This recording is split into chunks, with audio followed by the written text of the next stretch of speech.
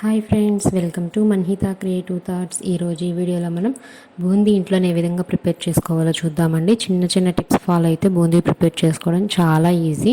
ఒకసారి ఇంట్లో ప్రిపేర్ చేస్తే మనం బయట నుండి తెచ్చుకునే అవసరం ఉండదు, మనమే ఇంట్లో ప్రిపేర్ చేసేసుకుంటూ ఉండొచ్చు.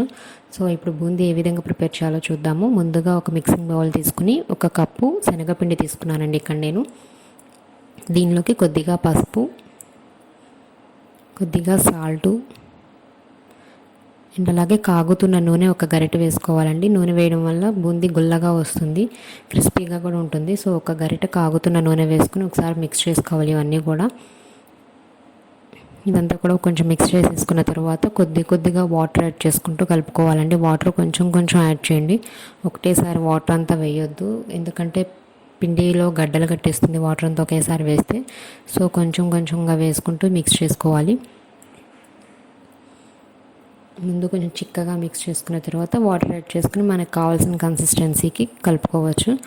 ఇదేంటంటే మనం తీసుకునే బూందీ జల్లెడ బట్టి కొంచెం వాటర్ యాడ్ చేసుకోవాల్సింది లేదు, తెలుస్తుంది. కొంచెం చిన్న హోల్స్ అయితే కొంచెం వాటర్ ఎక్కువ యాడ్ చేసుకోవాలి, కొద్దిగా పెద్ద హోల్స్ అయితే కనుక కొంచెం చిక్కగానే కలుపుకోవాలండి పిండి. సో ఇవి కొంచెం చిన్న హోల్సే, సో నేను కొంచెం పలుచగా చేసుకున్నాను పిండి, అందుకనే. సో ఆల్రెడీ మనం స్టవ్ మీద నేను ఆయిల్ పెట్టేశానండి, అది హీట్ అయింది. ఇప్పుడు దీనిలో కొంచెం కొంచెం ఒక్కొక్క గరిటె వేస్తూ ఇలా తిప్పుతూ బూందీ వేయాలండి. చూసారు కదా, ఒక్కొక్క డ్రాప్లా పడంగానే బూందీ పైకి వచ్చేస్తుంది. సో ఈ విధంగా వేసుకున్న తర్వాత చక్కగా గోల్డెన్ కలర్లోకి ఫ్రై చేసుకోవాలి. అండ్ అలాగే ఏంటంటే నెక్స్ట్ వాయి వేసేటప్పుడు బూందీ మనం వేసే గిన్నె కానీ ప్లేట్ కానీ ఏదైతే ఉంటుందో దాని అడుగున క్లీన్ చేసేసేయాలండి, ఎందుకంటే క్లీన్ చేయకపోతే షేప్ అవుట్ అయిపోతూ ఉంటుంది బూందీ. ఇదైతే ఫ్రై అయిపోయిందండి, దాన్ని టిష్యూ వేసుకున్న ప్లేట్లోకి తీసేసుకున్నాను. సో నెక్స్ట్ వాయి కూడా వేస్తున్నాను నేను. కంపల్సరీగా నెక్స్ట్ వాయి వేసేటప్పుడు ఏంటంటే అడుగు క్లీన్ చేసేసి పెట్టుకోవాలి, లేదా ఒకసారి కడిగి తుడి చేసుకున్నా ఇంకొంచెం బెటర్గా ఉంటుంది. ఇదే విధంగా మొత్తం బూందీ అంతా కూడా నేను ప్రిపేర్ చేసి పెట్టేసుకున్నాను. దీనిలోకి కొద్దిగా పల్లీలు ఫ్రై చేస్తున్నానండి, కొంచెం గోల్డెన్ కలర్లోకి పల్లీలు వేయించుకోవాలి.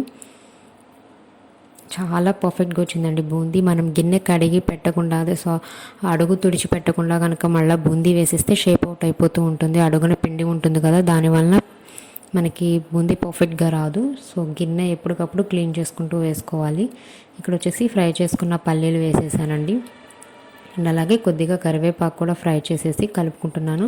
ఇన్ కేస్ మీకు దీనిలో వెల్లుల్లి కావాలనుకుంటే ఒక 4-5 వెల్లుల్లి దంచి కలుపుకోవచ్చు.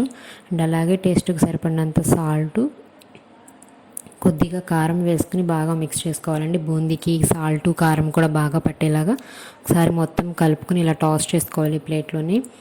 ఇది మనం ఇలా ప్రిపేర్ చేసేసుకుని ఎయిర్ టైట్ కంటైనర్లో స్టోర్ చేసుకుంటే 1 మంత్ వరకు చాలా టేస్టీగా ఫ్రెష్గా ఉంటుందండి.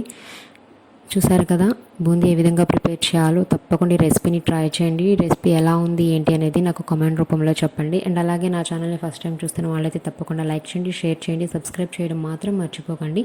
అండ్ అలాగే పక్కనే ఉన్న బెల్ ఐకాన్ని క్లిక్ చేయండి. ఇలా చేయడం వల్ల నేను అప్లోడ్ చేసే ప్రతి వీడియో నేరుగా మీ వరకు చేరుతుంది.